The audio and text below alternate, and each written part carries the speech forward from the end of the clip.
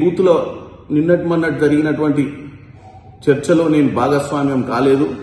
నేను కూడా బూతులు మాట్లాడాలి. తిరుమలపై నిత్యం వైసీపీ కుట్రలు కొనసాగుతున్నాయని టీడీపీ రాష్ట్ర ఉపాధ్యక్షులు వేమూరి ఆనంద్ సూర్య తీవ్ర ఆరోపణలు చేశారు. ఎన్టీఆర్ భవన్లో నిర్వహించిన మీడియా సమావేశంలో ఆయన మాట్లాడారు.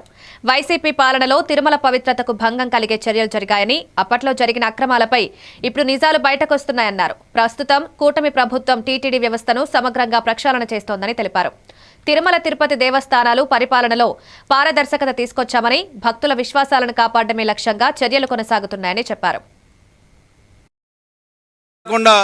గతంలో 2014-19 అప్పుడు ఆ రోజున ఏ అయితే డ్రౌట్ ప్రాంతాలుగా ఉన్నాయో రాయలసీమ ప్రాంతాల్లో డ్రిప్పు, స్ప్రింక్లర్ ఇరిగేషను, అదేవిధంగా కేంద్ర ప్రభుత్వం, రాష్ట్ర ప్రభుత్వం కలిసి ఈ రోజున ఉద్యానవన పంటల్ని పెంపొందించాలని చెప్పి, వ్యవసాయం లాభసాటిగా మరల్చాలని చెప్పి ప్రయత్నించినటువంటి అంశాలన్నింటినీ కూడా ఈ రోజున ఎక్కడ కూడా యాంత్రీకరణ అనే మాట లేకుండా 5 ఏళ్ళు పబ్బం గడుపుకున్నటువంటి రైతుల్ని కష్టాలకి నష్టాలని నువ్వే ప్రభుత్వ పరంగా కల్పించినటువంటి నాయకుడు ఎవరైనా ఉన్నాయంటే జగన్మోహన్ రెడ్డి.